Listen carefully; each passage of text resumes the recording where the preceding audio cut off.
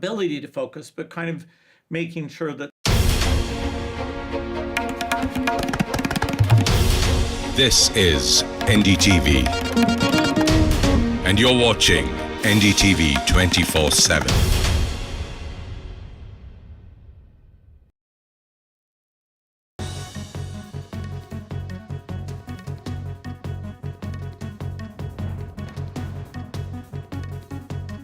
Very good afternoon. You're watching NDTV World. Let's get you our top story, and that's regarding Donald Trump. Donald Trump says that he will meet Ukraine's Zelenskyy, the president of Ukraine, as soon as this week to sign a critical mineral deal. He added that they will meet at the Oval Office and an agreement's being worked on, further affirming that they are close to a final deal.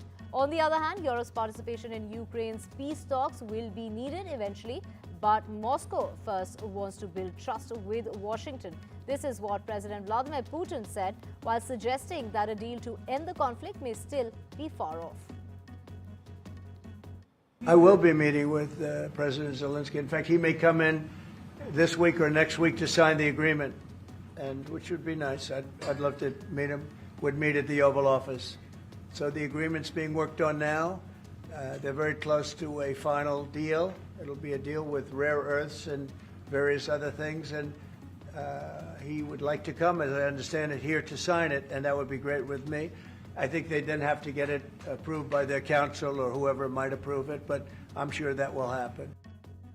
Indian-American billionaire and former Republican presidential candidate Vivek Ramaswamy, who has gone ahead and quit Donald Trump's Department of Government Efficiency just last month, has entered the race for Ohio governor's post. In an official announcement of his run for the governor's post, Ramaswamy said, "I'm honored to officially announce my candidacy to serve as the next governor of Ohio."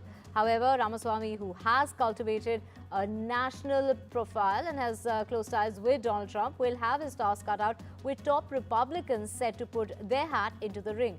Republican Dave Yost, Ohio's Attorney General and former state auditor, has already announced his bid for the November 2026 election that's likely to draw other GOP contenders.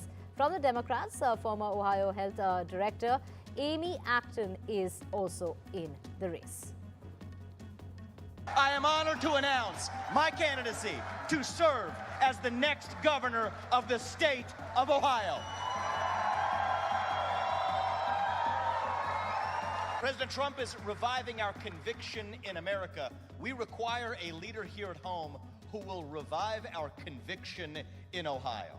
And that is why today I am honored to announce that I am running to be the next governor of a great state at the heart of the greatest nation known to mankind, the state where I was born and raised, the state where Apurva and I raise our two sons today, a state whose best days are still ahead. I am honored to announce my candidacy to serve as the next governor of the state of Ohio. I will lead Ohio to be the top state in the country to start and grow a new business. I will lead Ohio to be the top state in the country to raise a young family. And President Donald Trump has said that tariffs on Canadian and Mexican imports are on time and on schedule, despite efforts by the countries to beef up border security and halt the flow of fentanyl into the United States ahead of the deadline of the 4th of March. The tariffs are going forward on time, on schedule, is what Trump had to say. This is what he told a joint news conference with French President Emmanuel Macron. He had been asked whether Canada and Mexico had done enough to avoid the punishing 25% as far as U.S. Duties are concerned. And U.S. President Donald Trump and French President Emmanuel Macron have displayed a stark difference, well, analysts have pointed out, in their approach as far as Ukraine is concerned, exposing a divide between the United States and Europe over Trump's bid for a quick ceasefire deal with Russia. I support the idea to have Ukraine first being compensated, because they are the ones who have lose a lot of their fellow citizens and being destroyed by these attacks. Second, all of those who paid for could be compensated, but not by Ukraine, by Russia, because they were the one to aggress. Again, just so you understand, Europe is loaning the money to Ukraine. They get their money back. No, in fact, to be frank, we paid.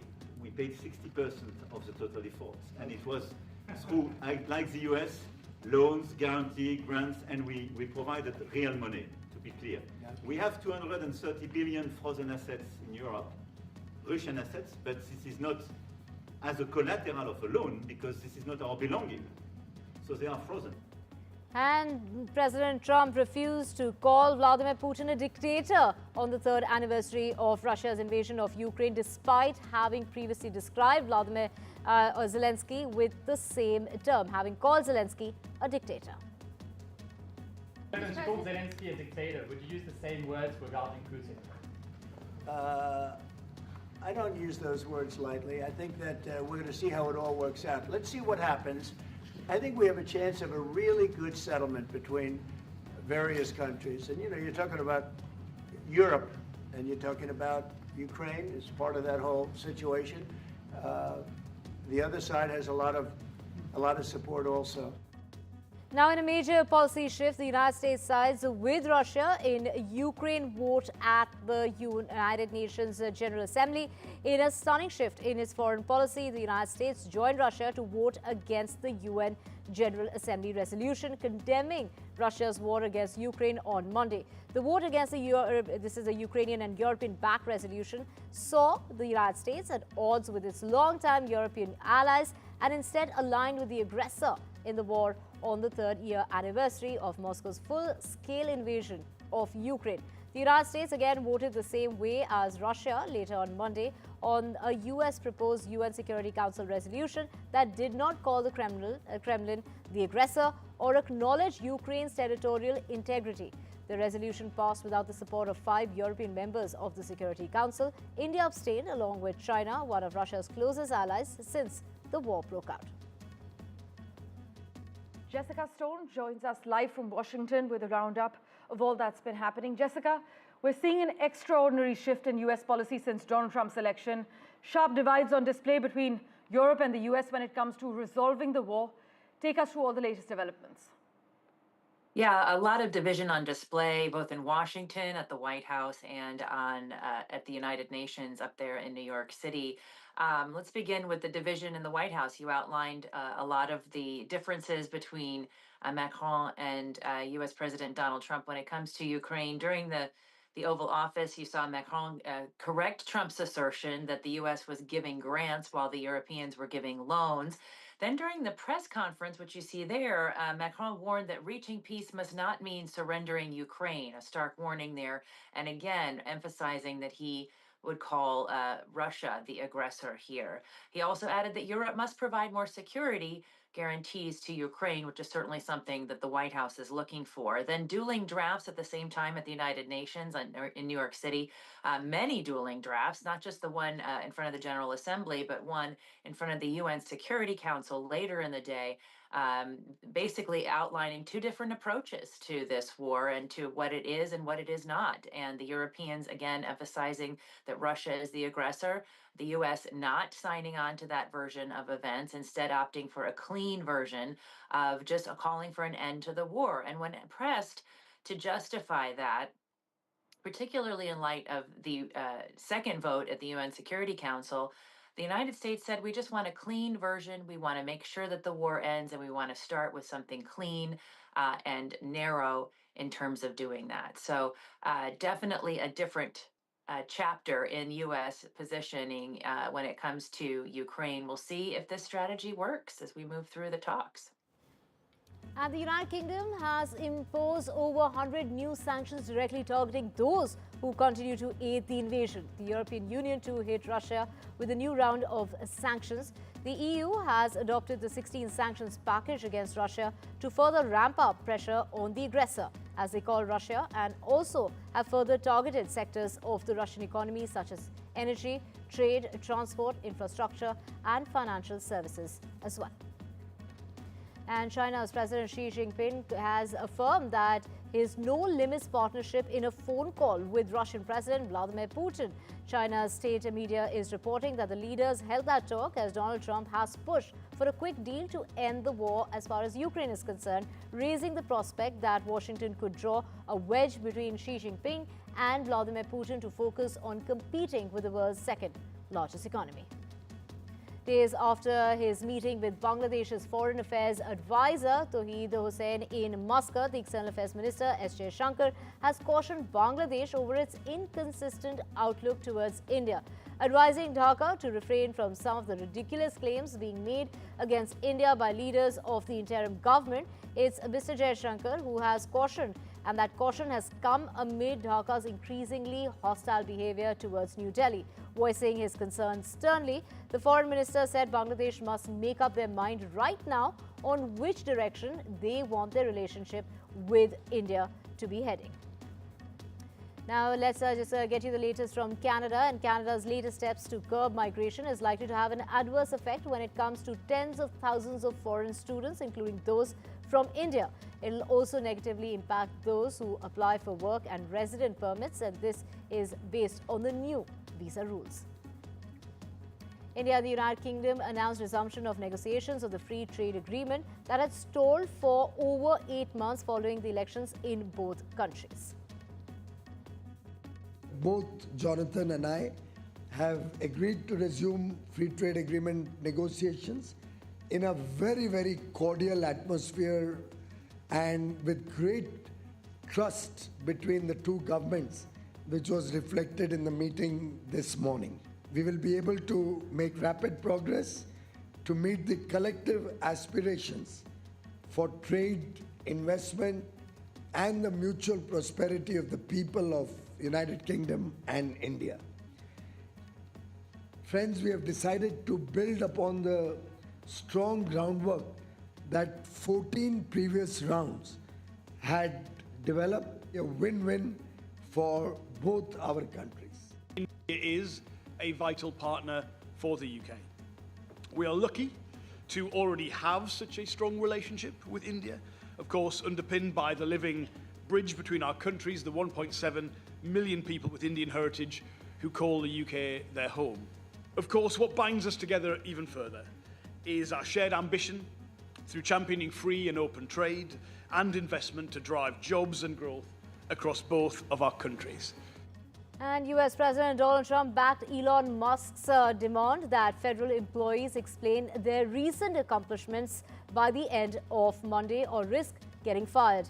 Meanwhile, attorneys for the workers said in a lawsuit that Musk has violated the law with his weekend demand that federal employees explain their accomplishments or risk being fired. Now, 3 workers were killed and 5 others were injured in South Korea's highway construction site collapse. This is a bridge that collapsed at an expressway construction site. The National Fire Agency said that it has issued an order mobilizing firefighters to search for people missing in the accident.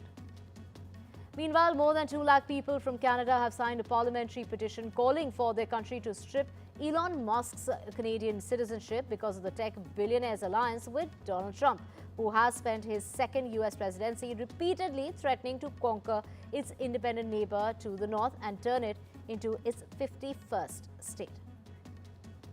And with that, we're slipping into a very short break. Back with a whole lot more on NDTV World. Do stay with us.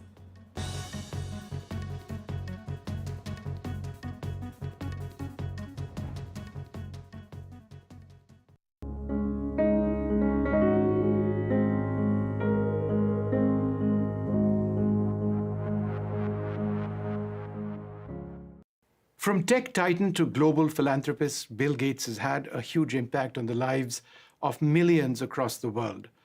As the co-founder of Microsoft, he's in a sense defined what personal computing has been for all of us. The vision that he had of the personal computer way back in the 70s and its evolution and the transformation of Microsoft has been fundamental in terms of tech, in terms of IT, in terms of the entire sector. And it's time now for Mr. Gates to pen his thoughts down, which is why he's come out with this. This is the first of 3 books. It's called Source Code, My Beginnings, and it's my great privilege to be over here in Palm Springs, in California, to speak about this. Thank you, and I'm delighted to be over here, fly all the way across the world And I've had a chance to really go through this book. It's very, very interesting. Thank you. One of the primary themes which I found throughout the book has to do with your own intensity. The fact that you've always been driven. I mean, we know that as a fact, but we perhaps didn't know about the extent to which you were focused. And you write, for example, and I quote, "Like one of those watertight hatches on a submarine, I could shut out the rest of the world. Driven by the sense of responsibility I felt for Microsoft, I had closed the hatch door and locked the wheel. No girlfriend, no hobbies. My social life centered around Paul, Rick, and the people we worked with. It was the one way I knew to stay ahead." Could you tell us about how your focus ultimately resulted in you being the Bill Gates we know today? Well, part of my makeup, even from a young age, was that if something was fascinated, I could really dig in on it. So, learning to play cards with my grandmother, having books read to me, reading books, and mathematics early on fascinated me, and so I went into depth. But then I took that to a new level when I started Microsoft, because I knew, there'd be other people trying to do software, and I decided, no, I'm going to make sure we stay ahead. I was always kind of worried somebody else would do well, and so during my 20s, I was really monomaniacal, not only using that ability to focus, but kind of making sure that software was the only thing that I focused on.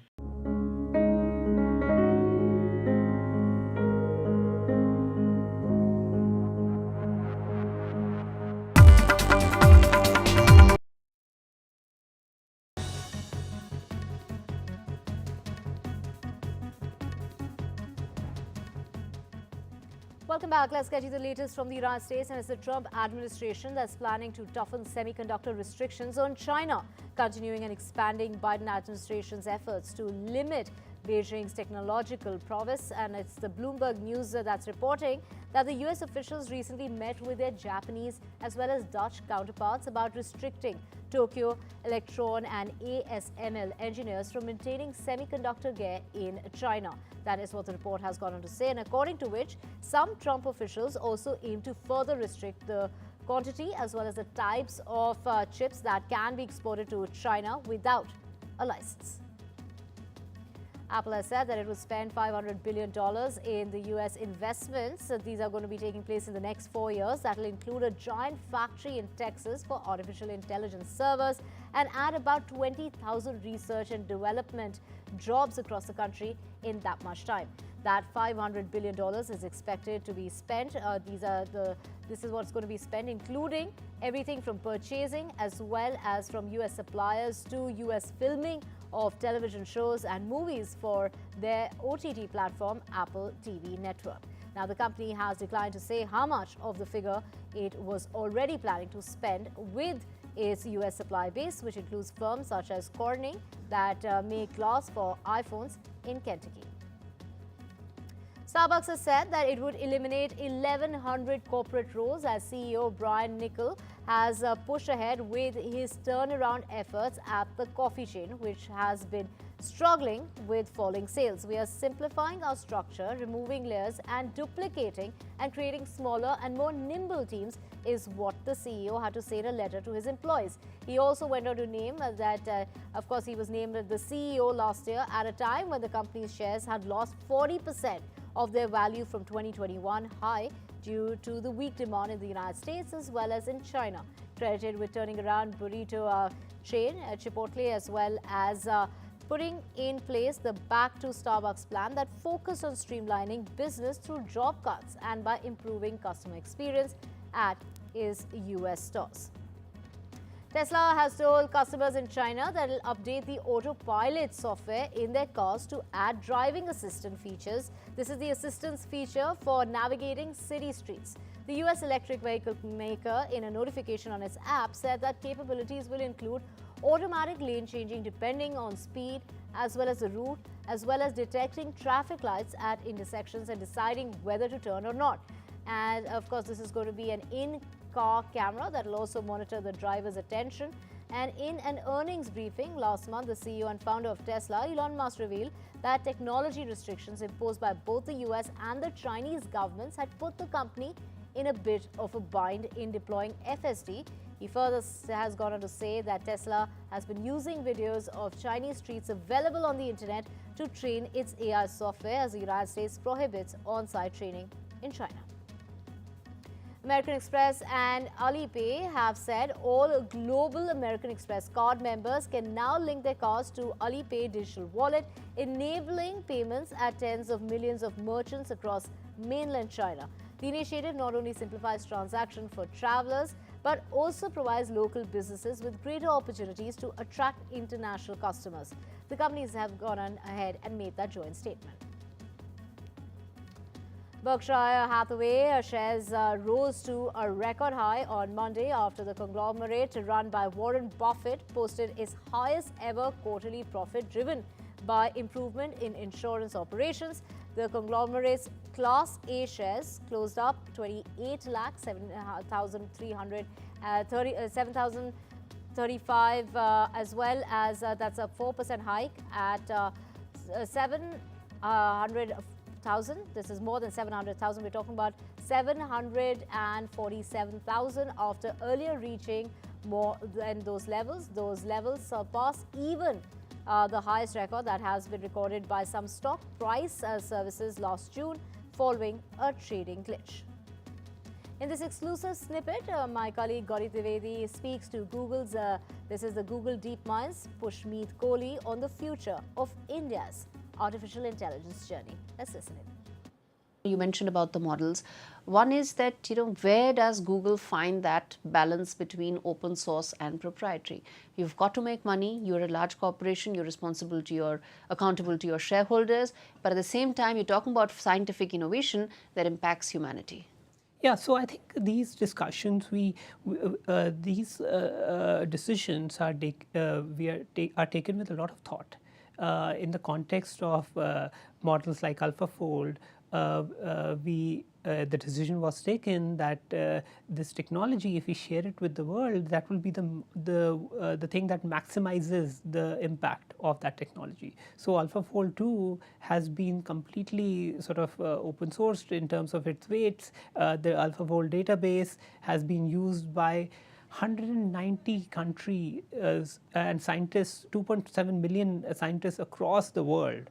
So it just shows you the accessibility and the democratization power of this sort of technology. In some other sort of models, where you have to sort of continuously make improvement, it doesn't make sense, or it's not very easy to open source every other day as these sort of technologies sort of improve. So we sort of rely on a more closed source mechanism also to sort of protect both commercial as well as safety considerations. And in a clash between two cricketing giants, it is Australia and, of course, we're talking about South Africa, that are both within striking distance of tournament progression. They're all set to go against each other in an all-important Champions Trophy match this afternoon, the match being played in Rawalpindi. The cast of Daredevil, this is Daredevil Born Again, walked the red carpet on Monday in New York City. The Disney Plus series is a continuation of the series that streamed on Netflix for 3 seasons until 2018 in Born Again. The principal cast remains the same, with Charlie Cox playing the blind lawyer Matt Murdock, who as the superhero fights for justice. Once again, he's at odds with Wilson Fisk, the former mob boss that makes a run at politics, along with Vincent D'Onofrio as well reprising his role, and John Bernthal, who has played Punisher, also makes a return. It's a continuation. There was a slight pivot made halfway through, but where we ended up is it is much more of a continuation. Yeah, what we've tried to do, what the writers have tried to do, which I think is really impressive, is that we don't want to alienate new audiences. So we're calling it season 1, and hopefully the story unfolds early on in such a way that you get to know these characters very quickly, you understand the world. So you don't have to have seen all the back catalogue to understand it, but it's essentially it is a continuation. And the WWE is teaming up with A&E to let fans behind the curtain to see how WWE superstars are made. Now, reality show WWE LFG, that's Legends and Future Greats, takes 16 hopefuls and divides them into teams of 4 coaches by wrestling legends, Undertaker, and amongst them others as well. The coaches, along with the WWE icons such as Paul, Triple H, and also Shawn Michaels, mentor this new generation of athletes to become WWE household names with a wrestling contract on the line. There were many opportunities that I had to do things outside of the realm of the WWE. But being true to that character and always making that character first, I think, one, it give it the longevity. When I was on WWE TV for 30 years. So you look at the amount of people through those 30 years who, again, like yourself, had watched the product, got away from the product, come back to the product. Who was always there? The Undertaker. Fans of fantasy series The Wheel of Time had a chance to see the first 2 episodes of the upcoming season 3 at a special screening event in London. The showrunner, Ralph Jodkins, said that he was excited for the audience to see the show on a cinema screen, as Prime Video series was allowed to shoot widescreen for the new season. He said that having a plot, things out in advance, it's hard to respond to fans' commentaries or their complaints. And with that, we're slipping it away a short break. Thank you so much for watching NDTV World.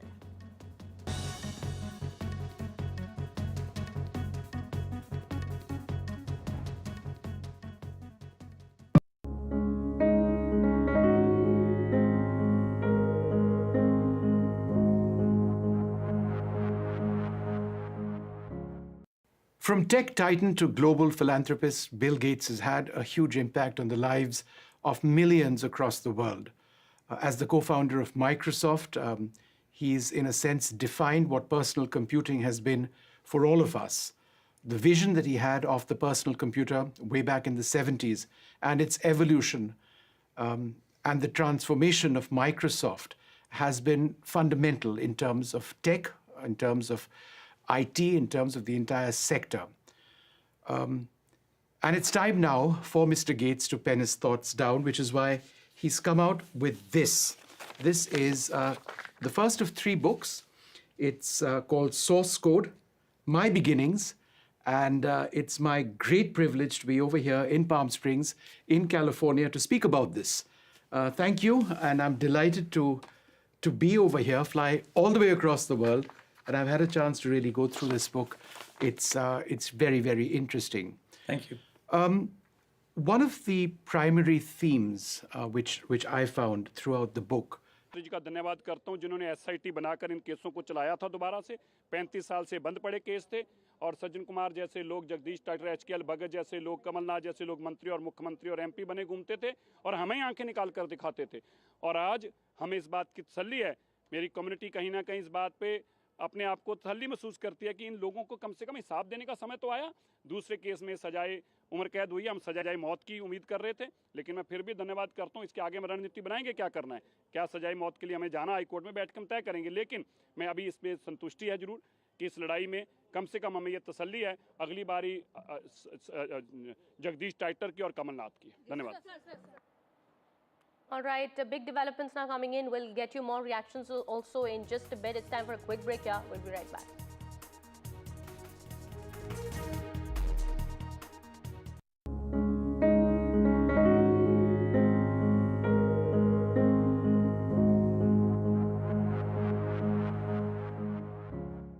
From tech titan to global philanthropist, Bill Gates has had a huge impact on the lives of millions across the world. As the co-founder of Microsoft, he's in a sense defined what personal computing has been for all of us.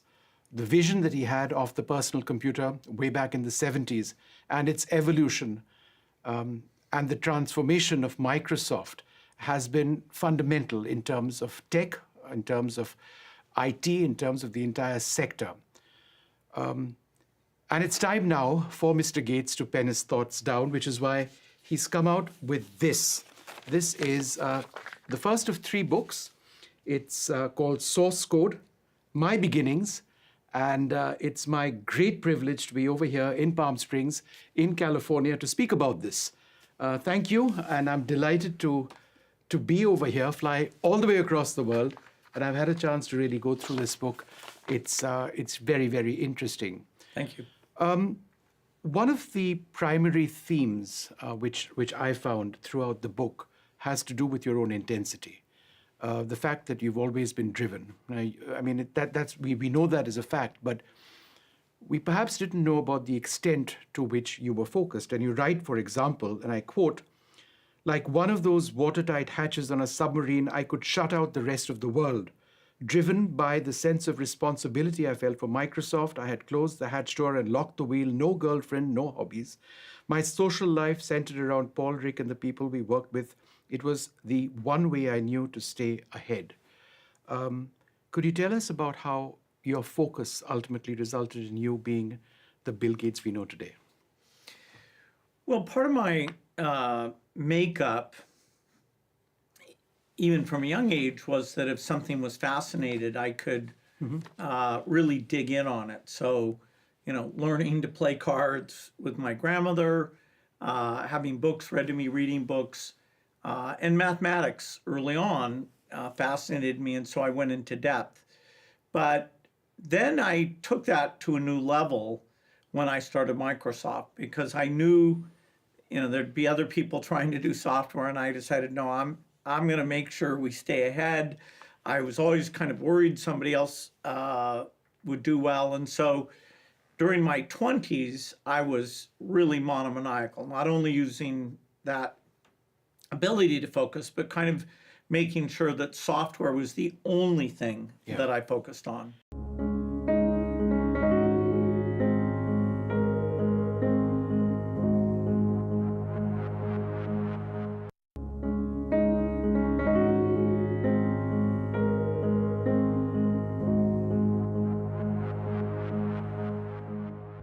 Another huge theme in the book, of course, is friendships, various friendships. But let's start out early.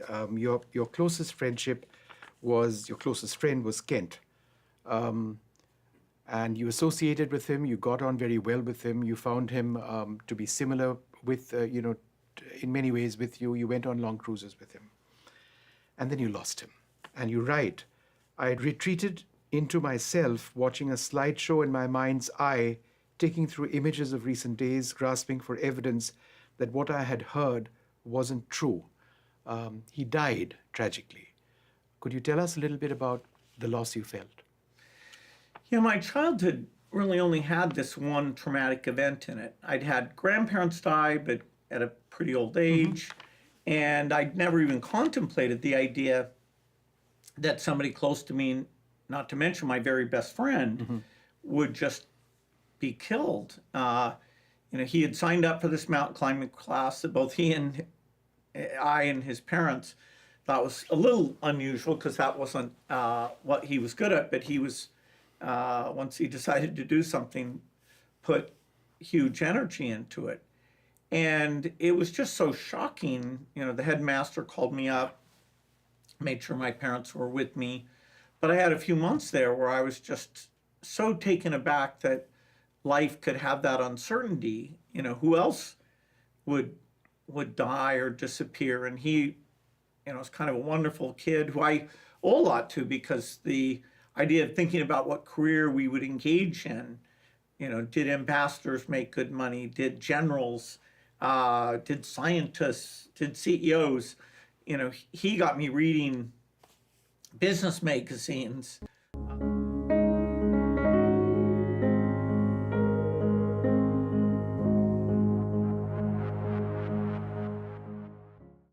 From interesting tech startups to industry-leading companies, politics, sports, culture, curry, cricket. Oh, there's so much to talk about. Like me, if you too thrive on interesting conversations, this is a show you cannot miss. Watch this space to know more about all matters and all people that make Britain what it is today. Out of Britain, with me, Radhika Iyer.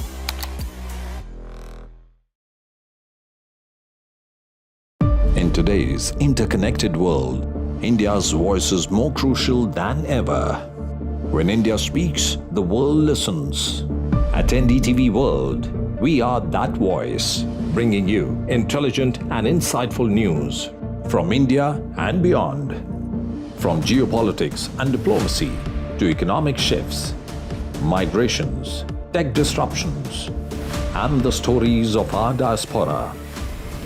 We cover the news that shapes our global future.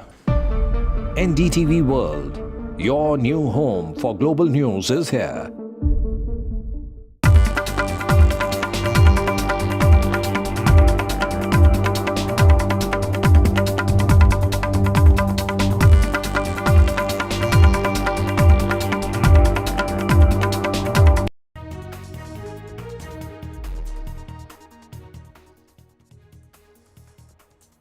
Welcome back after the break. Amid the DMK versus Centre face-off over the three-language policy in Tamil Nadu, DMK student wing staged protest today. Tamil Nadu Chief Minister M.K. Stalin has said that they are ready for another language war. Well, the government in the state has opposed the NEP 2020 and said that it will not allow the implementation in the state. The BJP upped the ante against DMK on the matter and announced to launch signature campaign. Well, State BJP Chief K. Annamalai has said that the NEP does not impose Hindi on students and announced the launch of an aggressive signature campaign starting March 1st for the implementation of the policy.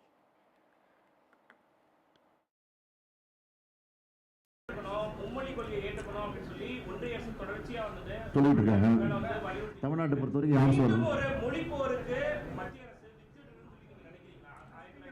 நிச்சயமா வித்துறது அதுக்கு நாங்கள் தயாராக இருக்கிறோம் Condemn the attitude of the DMK cadres, erasing the Hindi words with black tar.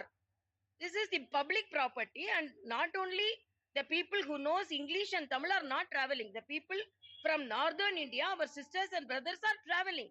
So it is railway station. Railway is connecting all the states from north to south. What authority you have to erase that Hindi words? Erasing Hindi words, but you are making your children to learn Hindi.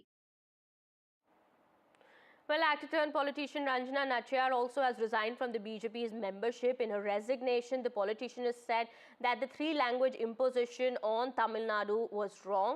Well, AIDMK MP M. Thambidurai, meanwhile, has accused the ruling DMK of using language issue as a political tool ahead of polls.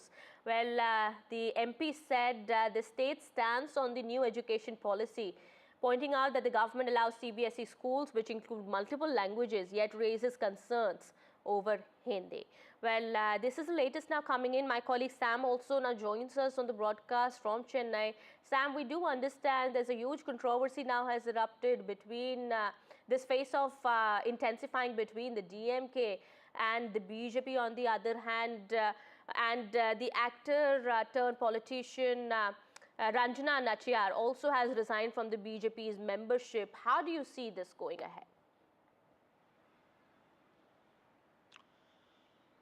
Well, that's surprising. Actually, somebody from the BJP, which is known for its this kind of a policy, the three-language policy, its baby now walking out of the party.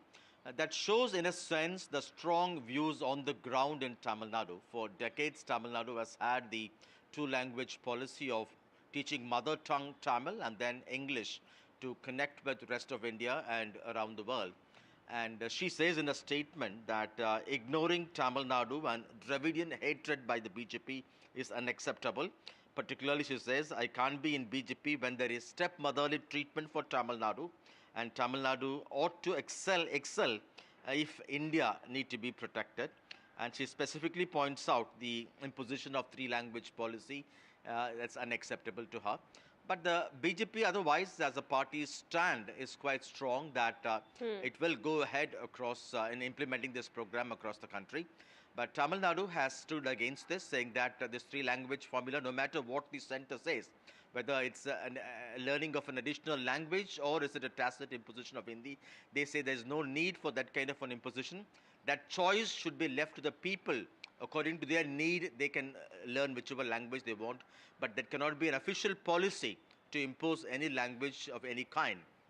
And today the ruling DMK, joining hands with a few student federations across Tamil Nadu, took to the streets calling this as Hindi agitation, Hindi imposition, and that the state will not hesitate for yet another anti-Hindi agitation.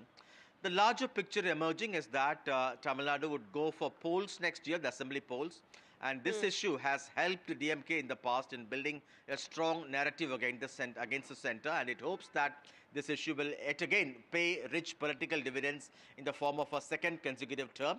On the other hand, the BJP, which has very negligible presence in Tamil Nadu, hopes that there is a demand, there is an increased interest among people in Tamil Nadu to learn an additional language, and that way it hopes that it will strike a chord with the people and ultimately be able to expand its footprint. It's going to launch a door-to-door campaign. But otherwise, irrespective of the political divide, except the BJP, the ruling DMK as well as the key opposition, the AIADMK, they speak in one voice saying that the state will not allow the imposition of three-language policy as part of the national education policy. Well, absolutely. The state, of course, is saying that this is an attempt to push Hindi and Sanskrit through the back door in Tamil Nadu. And they say that learning a third language is practically of no use for the students. But how can they decide on that, whether it is of use for students or not? It is up to the people, of course, up to the students.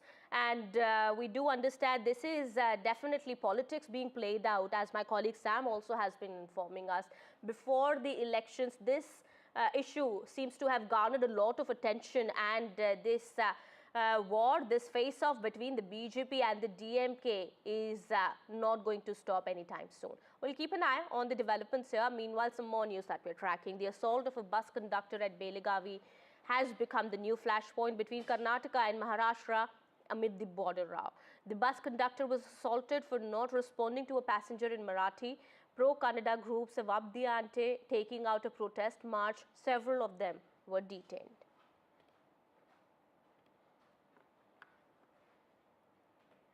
This video which has been given by the girl and the family saying that we want to take back the case and we don't want to have any such kind of issues based on language or anything, because we're all Kannadigas, we are all one people, so we want to take back the case.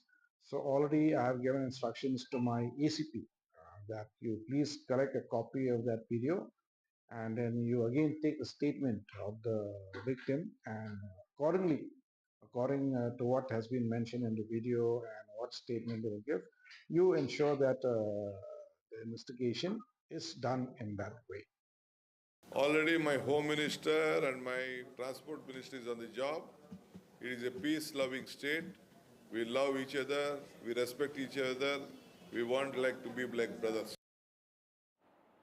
All right, many reactions now coming in there. We have my colleague Nehal also now joining us on the broadcast. Nehal, we do understand, well, the pro-Kannada groups have upped their ante against the decision being taken here, and we do understand that this matter seems to have intensified. Several of them were detained also. Take us through the details. One group of the KRV Karnataka Rakshana Vedike, that is pro-Kannada group, had taken out of protest, and they were trying to reach the border of Karnataka, Maharashtra. Meanwhile, they were all taken into preventive custody, and now they are still in preventive custody. After that, the second round has started. It is being led by another group of Karnataka Rakshana Vedike, and they are also planning to take out a protest march from Rani Chennamma circle in Belagavi to the border.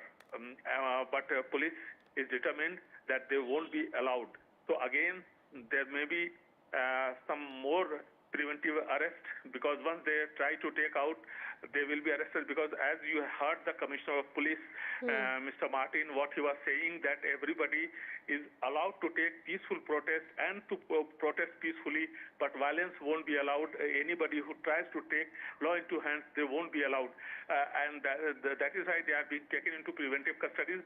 The Commissioner of Police was talking about one of the two accused who had alleged that this bus conductor who was assaulted had some physically assaulted her also, and that is why they had filed an FIR related to the POXO Act. Now they are going to withdraw it.